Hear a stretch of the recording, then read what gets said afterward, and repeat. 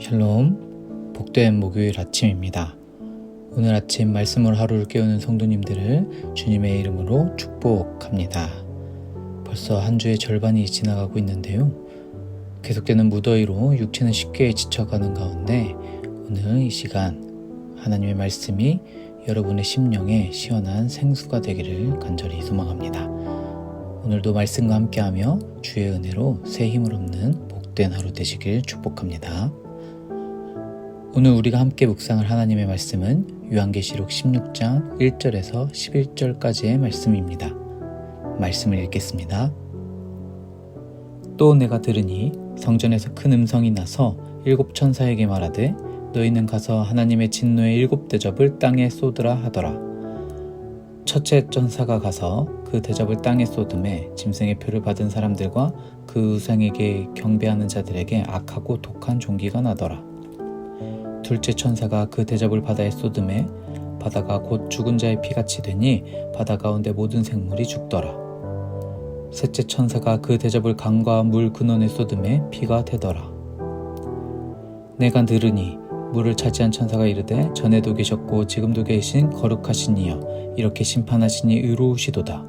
그들이 성도들과 선지자들의 피를 흘렸으므로 그들에게 피를 마시게 하신 것이 합당하니이다 하더라. 또 내가 들으니 제단이 말하기를 그러하다 주 하나님 곧 전능하신 이시여 심판하시는 것이 참되시고 의로우시도다 하더라. 넷째 천사가 그 대접을 해에 쏟음에 해가 권세를 받아 불로 사람들을 태우니 사람들이 크게 태움에 태워진지라. 이 재앙들을 행하는 권세를 가지신 하나님의 이름을 비방하며 또 회개하지 아니하고 주께 영광을 돌리지 아니하더라. 또 다섯째 천사가 그 대접을 짐승의 왕좌에 쏟으니 그 나라가 곧 어두워지며 사람들이 아파서 자기 혀를 깨물고 아픈 것과 종기로 말미암아 하늘의 하나님을 비방하고 그들의 행위를 회개하지 아니하더라. 아멘. 요한계시록 16장은 세 가지 재앙 시리즈 중 마지막 단계인 7 대접 재앙을 기록하고 있습니다. 이 재앙들은 앞선 재앙들과 달리 경고의 성격보다는 심판의 성격이 훨씬 더 강하며 곧장 종말로 치닫는 듯한 긴박감을 느끼게 하고 있습니다. 무엇보다 이 모든 대접 재앙은 요한계시록 6장에서 하늘 성전 제단 아래 있던 순교자들의 기도에 대한 하나님의 공의로운 응답으로 볼 수 있습니다. 우리 피를 갚아주지 아니하시기를 어느 때까지 하시려 하나이까? 라는 그들의 간절한 부르짖음에 하나님께서 드디어 응답하시는 장면입니다. 그러므로 오늘 말씀을 통해 우리는 하나님의 심판을 목격하는 동시에 고난받는 성도들의 인내와 믿음이 결코 헛되지 않음을 깨닫고 위로와 용기를 얻기를 간절히 소망합니다. 요한계시록 16장 1절에서 11절에는 7 대접 재앙 중 처음 5가지 재앙이 기록되어 있습니다. 이 대접 재앙은 앞에 7 나팔 재앙과 평행관계를 이루면서도 조금 더 심화된 형태로 나타나며 특히 구약의 출애굽 사건에서 이집트에 내린 재앙들을 강력하게 떠올리게 하고 있습니다. 첫 번째 독종 재앙부터 그리고 바다가 피로 변하고 어둠이 임하는 재앙까지 출애굽 당시 재앙과 매우 유사합니다. 이것은 하나님께서 과거에 자신의 백성을 억압하던 제국에 심판을 내려 백성을 해방하셨던 것처럼 짐승이 상징하는 로마 황제 또는 황제의 그 권세를 숭배하고 하나님의 백성을 핍박했던 자들을 벌하시고 하나님의 백성을 신원하시겠다는 의지를 분명하게 보여주시는 것입니다. 1절에 성전에서 나오는 명령은 7 천사에게 하나님의 진노가 담긴 대접을 땅에 쏟으라는 것입니다. 구약시대 때 피를 제단에 붓는 것이 제사를 의미했듯이 여기서 그 붓는 행위는 하나님의 진노가 이제 집행되는 개념을 이야기하고 있는 것입니다. 첫 번째 대접이 짐승의 표를 받은 자들과 짐승의 형상을 경배하는 자들에게 쏟아지자 독하고 악한 종기가 생겨납니다. 이것은 이집트의 독종 재앙을 떠올리게 합니다.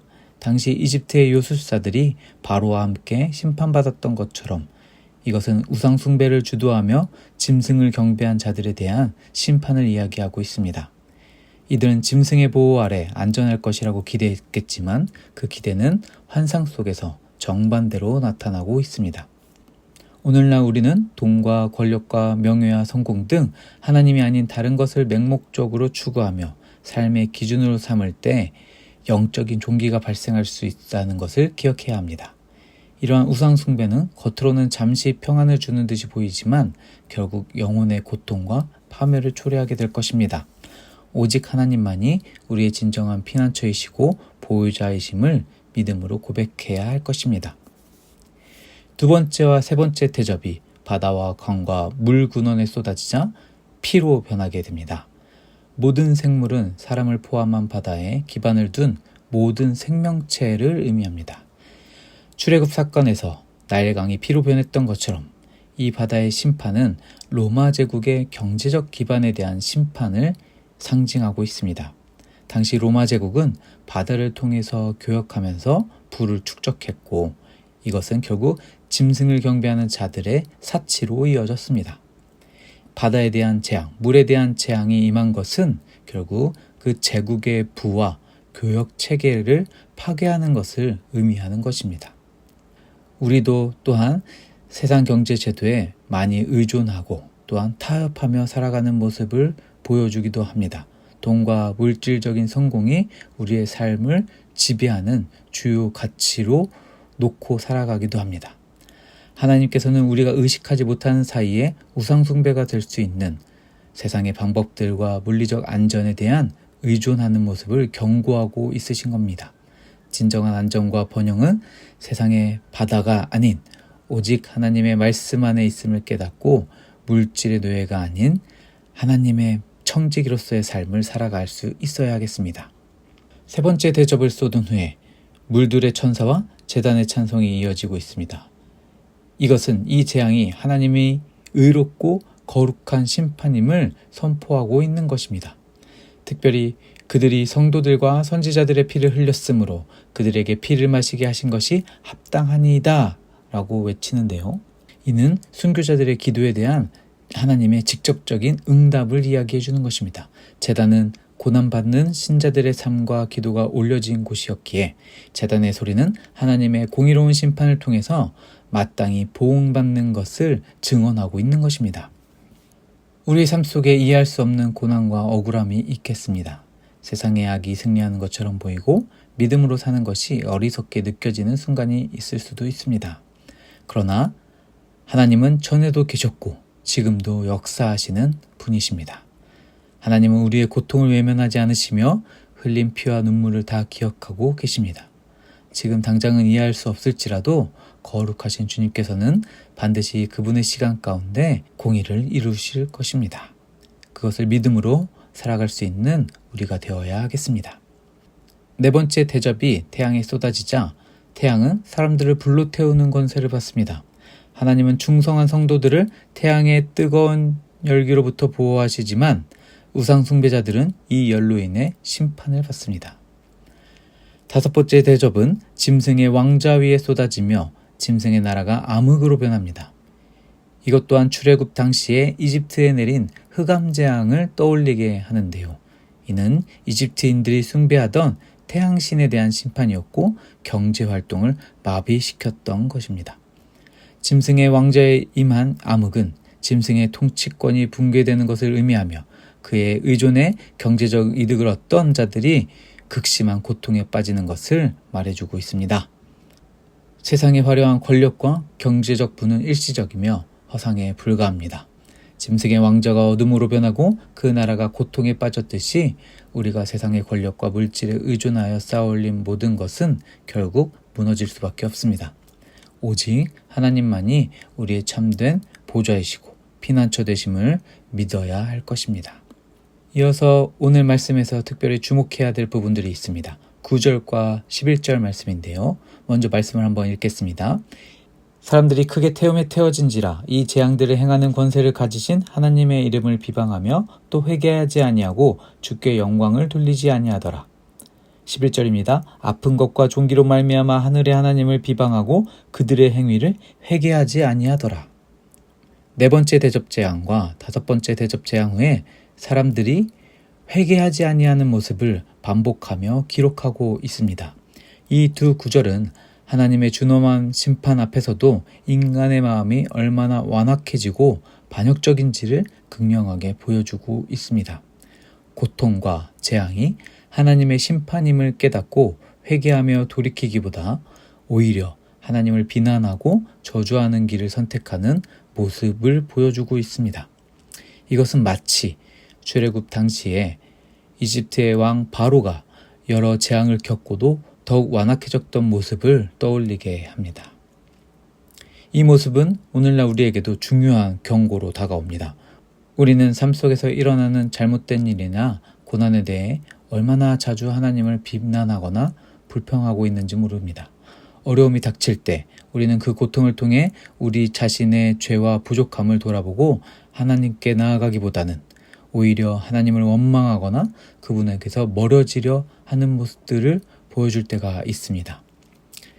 하나님을 모독하는 것은 단순히 욕설이 아니라 하나님의 참된 인격을 존귀하게 여기지 않고 우리가 마땅히 받아야 할 심판과 고난 가운데에서도 하나님의 긍휼하심을 깨닫지 못하는 교만한 마음에서부터 나오게 되는 것입니다. 하나님께서는 심판을 통해서도 회개할 기회를 주시지만 인간은 완악함으로 인해 그 기회를 저버리기도 합니다. 어떤 고난과 어려움이 닥쳐도 우리는 하나님 앞에서 우리의 마음을 겸손히 낮추고 회개하며 하나님께 영광을 돌리는 자들이 되어야 할 것입니다. 우리의 회개는 하나님께서 주신 마지막 기회이며 구원으로 나가는 유일한 길입니다. 사랑하는 성도 여러분, 오늘 우리는 요한계시록 16장에 처음 5대접 재앙을 통해 하나님의 공의로운 심판을 묵상했습니다. 이 재앙들은 단순히 무작위적인 재앙이 아니라 우상 숭배와 성도들을 핍박한 악의 세력에 대한 하나님의 철저하고 합당한 보응입니다. 하나님은 공의로우신 분이시기에 악에 대해 반드시 반응하시며 그 심판은 고통받는 하나님의 백성들을 향한 응답임을 기억해야 할 것입니다. 이 재앙들이 지금 우리가 살아가는 시대에도 여전히 적용될 수 있습니다. 우리는 어떤 형태로든 하나님을 대적하고 우리의 마음을 빼앗으려는 세상의 유혹과 영적 공격을 지금도 받고 있습니다. 돈과 권력, 쾌락과 명예, 그리고 하나님을 부정하는 모든 거짓된 생각들이 바로 오늘날의 짐승의 표와 같은 역할을 할 수 있는 것입니다. 그러나 하나님께서는 이 모든 허상의 세력들을 심판하시고 결국에는 승리하실 것입니다.